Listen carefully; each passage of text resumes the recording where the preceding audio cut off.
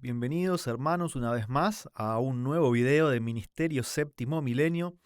Estamos en esta serie tan apasionante, avanzando juntos en los capítulos del libro del deseado de todas las gentes, estudiándolo o meditando en sus palabras a la luz de la doctrina de Dios. Queremos conocer cuál era la creencia que tenía tanto la sierva del Señor como los pioneros adventistas a la luz de este libro, ¿no es cierto?, en cuanto a cómo entendían ellos quién era Dios.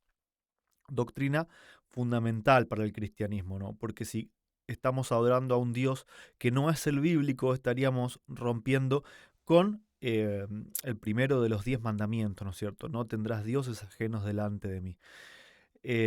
San Juan, o el apóstol Juan, perdón, la mala costumbre de leer el San en la Biblia, pero vamos a decir como corresponde, el apóstol Juan nos escribió en el capítulo 17 y en el versículo 3 una oración de Jesús donde él dice que esta es la vida eterna, que te conozcan a ti, el único Dios verdadero, y a Jesucristo a quien has enviado. Entonces, el mismo Jesús nos dice que la salvación, que la vida eterna, consiste en conocer al único Dios verdadero y a Jesucristo. Esto es, de forma inconfundible, la doctrina de Dios. ¿Quién es Dios y quién es Jesucristo? Para eso entonces los invito a que ya entremos al capítulo número 23 de este libro. Y el título del capítulo es El reino de Dios está cerca. Nos cuenta la sierva de Dios que los primeros tiempos del ministerio de Jesús habían transcurrido en Judea, ¿sí? Es como si fuese una provincia, vamos a entenderlo así. Nació justamente en Belén, que es parte de Judea. Después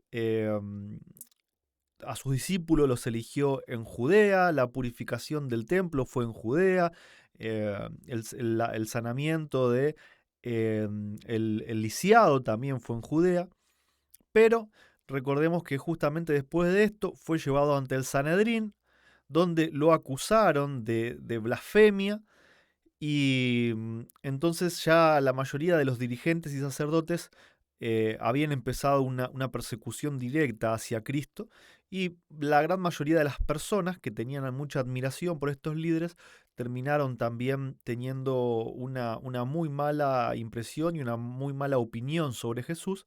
Tanto es así que Jesús decide irse a otra provincia a trabajar, que es la provincia de Galilea. Pero bueno, vamos a leer una cita de lo que nos dice la sierva en cuanto a esto.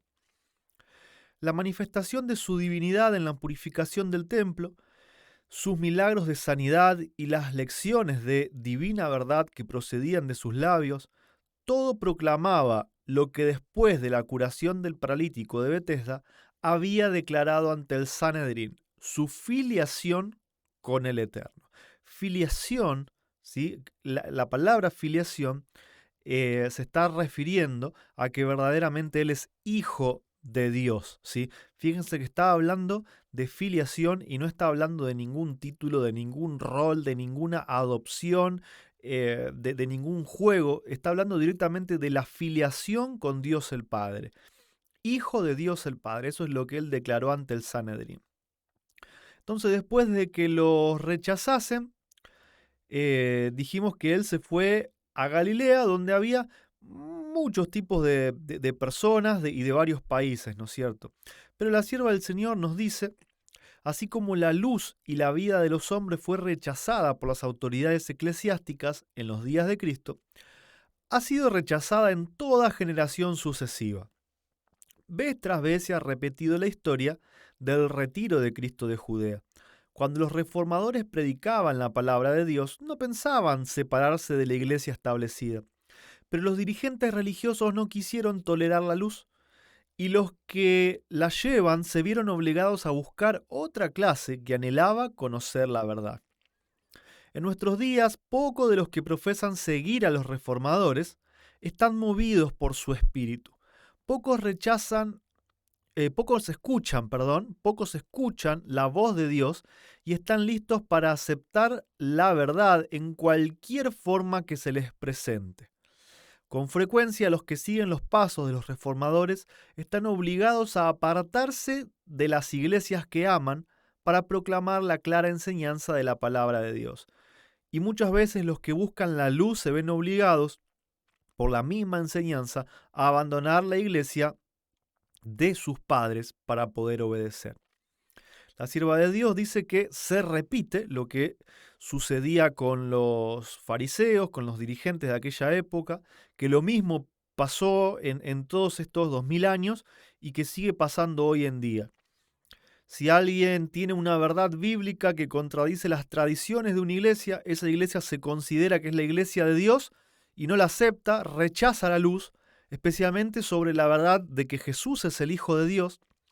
Reaccionan exactamente igual a como lo hicieron los dirigentes judíos de la época de Cristo. Rechazan al Hijo de Dios, persiguen a los que predican esta verdad y los terminan echando, si no es que directamente eh, por tanta persecución y tanta malicia, las personas que predican esta verdad están obligadas a irse de la iglesia en la cual nacieron y en la cual a veces hay generaciones enteras de familia, ¿no es cierto?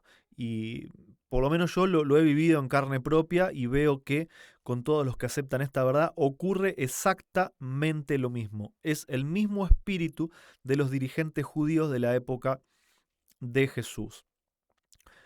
Entonces, mientras dice que Jesús viajaba por Galilea enseñando, acudían a él multitudes enormes de distintas nacionalidades, y Jesús tenía a veces un poco de cuidado, trataba de irse a lo tranquilo para que no se juntaran grandes multitudes por el peligro de que los romanos estuviesen pensando de que fuese una revuelta militar, ¿no es cierto? Pero dice que Jesús, cuando enseñaba, uno de sus temas principales y fundamentales eran las profecías, especialmente las que indicaban a sí mismo, ¿sí? Las profecías que señalaban al Mesías. Y una de estas principales profecías es la que encontramos en el capítulo 9 de Daniel, que nos habla de las 70 semanas que estaban cortadas, ¿sí? Cortadas de una profecía mayor y más larga, cortadas solamente para el pueblo de Israel, el pueblo de sangre, por así decirlo, de Israel. Y bueno, esta profecía, como para resumir, ¿no es cierto?, decía que había 62 semanas más 7 semanas a partir de la orden para reconstruir las plazas y el templo, y que después en la última semana iba a ser ungido el Mesías príncipe. A la mitad de esa semana le iban a dar muerte, ¿sí? Esto sería con el principio de día por año, si un día equivale a un año. En el año 27 de la era de Cristo estaba profetizado que el Mesías iba a ser ungido, y esto se cumplió en el bautismo de Jesús cuando recibió la gloria del Padre, el Espíritu Santo. Después, 3 años y medio después, se iba a tener que cumplir la muerte de Cristo. Y en los otros 3 años siguientes eran los discípulos que iban a seguir predicando hasta que se sufrió la primera muerte de un mártir por predicar que Jesús es el Hijo de Dios, y es por Esteban. Hasta ese momento el pueblo judío había sido reservado como un pueblo especial, pero con el apedreamiento de Esteban sellaron su suerte al rechazar al Hijo de Dios. Y la sierva nos dice en esta cita: había declarado el ángel Gabriel, ¿no es cierto? En otra semana, 7 años, confirmará el pacto a muchos. Por 7 años después que el Salvador empezó su ministerio, el Evangelio había de ser predicado especialmente a los judíos. Por Cristo mismo, durante 3 años y medio, y después por los apóstoles. A la mitad de la semana hará cesar el sacrificio y la ofrenda.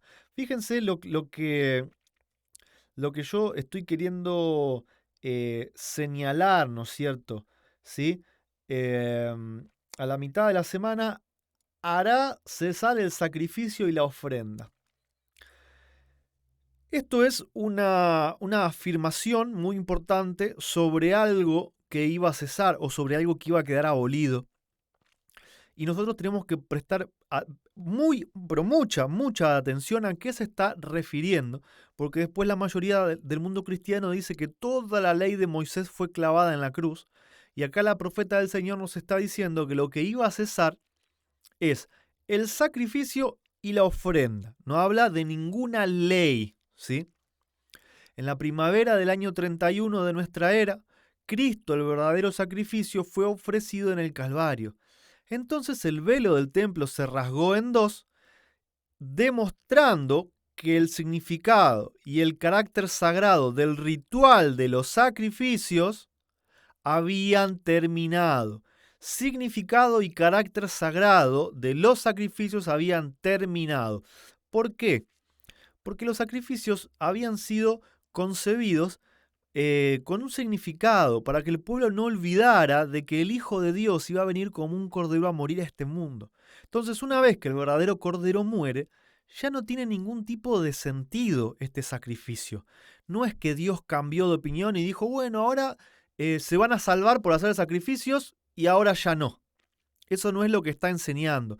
Dios no cambia, sus leyes son las mismas del Antiguo Testamento son las mismas ahora, y lo que es eso es la ofrenda y los sacrificios, y por ende, obviamente, todo el sacerdocio levítico, que es quien llevaba a cabo estas ofrendas, ¿no es cierto? Porque Jesús ya está en el cielo ejerciendo su rol de sacerdote. Entonces, el sacerdocio levítico, los sacrificios y las ofrendas cesaron porque se cumplió su significado.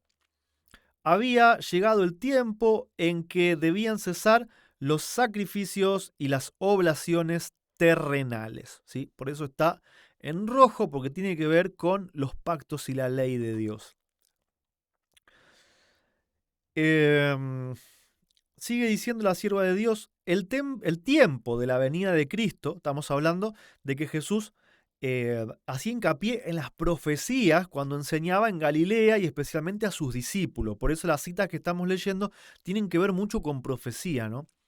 El tiempo de la venida de Cristo, su ungimiento por el Espíritu Santo, su muerte y la proclamación del Evangelio a los gentiles habían sido indicados en forma definida.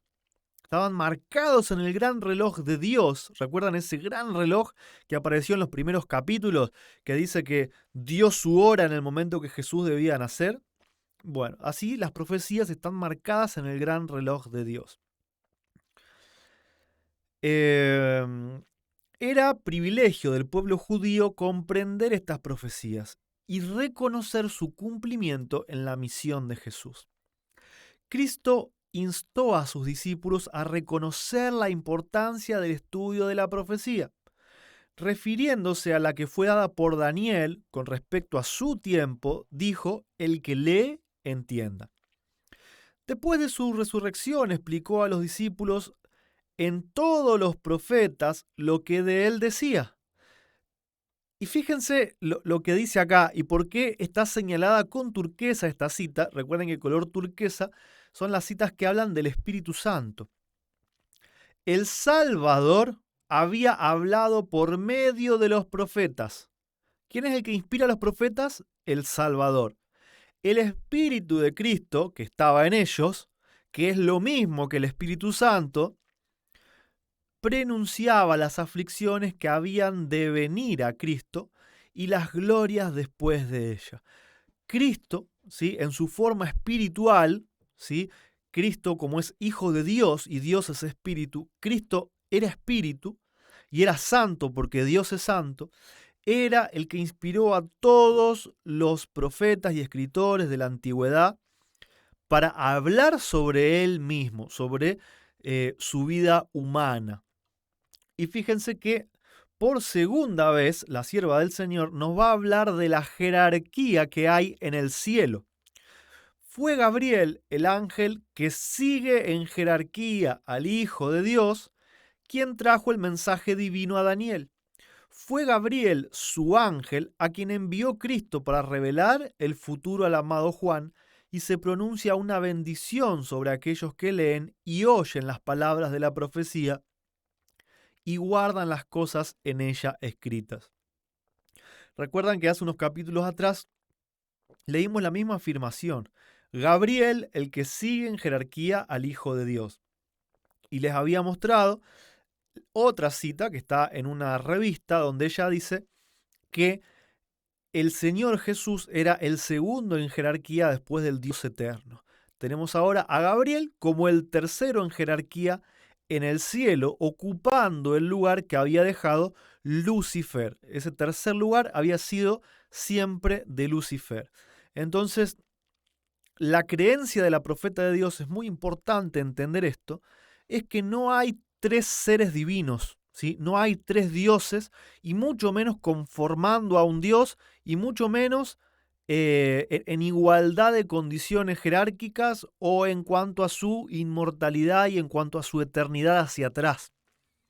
La sierva de Dios nos enseña desde que comenzó este libro que Jesús es hijo de Dios, por lo tanto tiene un comienzo, pero que es totalmente divino como el Padre, porque es la misma sustancia del Padre, engendrado por el Padre, que son los dos seres divinos, que Jesús es el único en el universo igual a Dios, y que no hay un tercero que también es como ellos y que tiene un nombre y una identidad y que ocupa una tercera silla en ese concilio de tronos divinos, ¿sí? Tenemos un Dios, el Padre, y a Cristo su Hijo sentado a su derecha. El tercero siempre fue un ángel.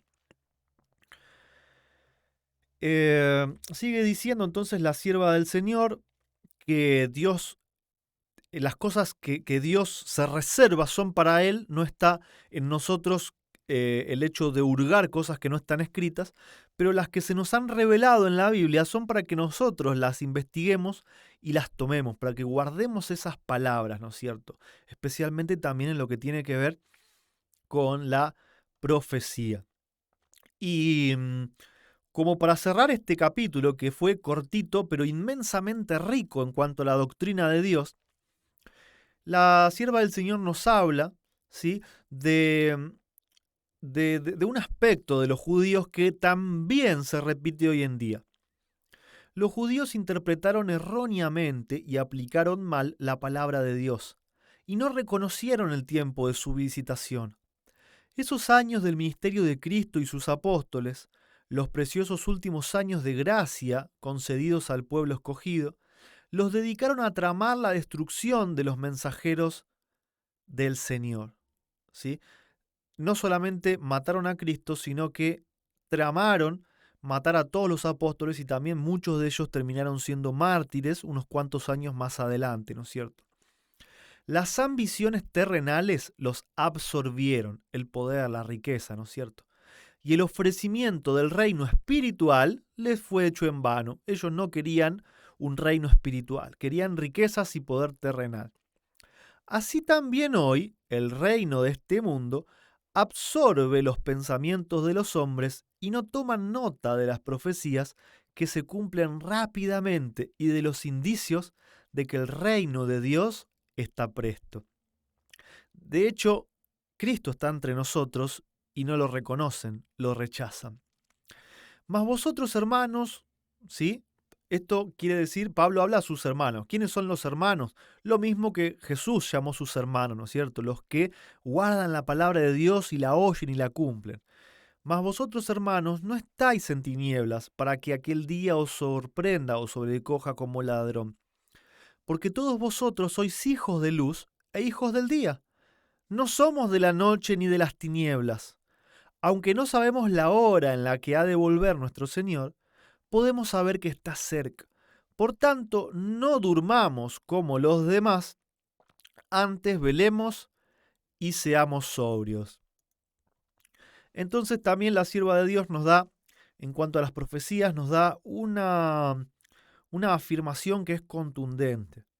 Eso de que Jesús viene como ladrón en la noche aplica únicamente para los que no estudian la Biblia, para los que no estudian la profecía.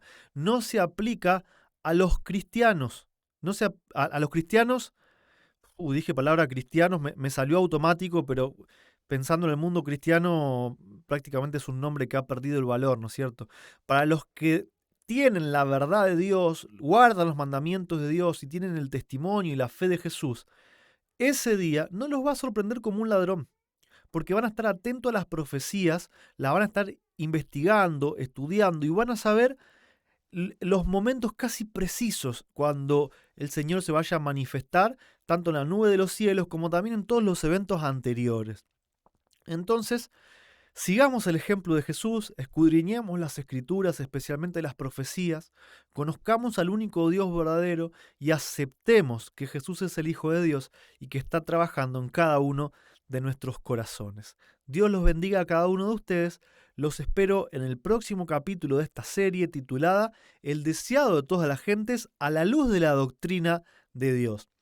Les pido, por favor, si esto ha sido de utilidad para ustedes, que lo puedan compartir, que puedan poner un comentario, un me gusta, porque esta es la forma de apoyar un ministerio, es la mejor forma de apoyar un ministerio, ¿sí? Se puede apoyar con oraciones, se puede apoyar económicamente, pero el hecho de compartir el video en redes sociales, en internet, el hecho de hacer un comentario o un dedito por arriba, en los protocolos de las redes sociales, esto significa que este video le va a llegar a muchas otras personas. Es la mejor forma de apoyar a un ministerio que trabaja para nuestro Dios. Bendiciones para cada uno de ustedes.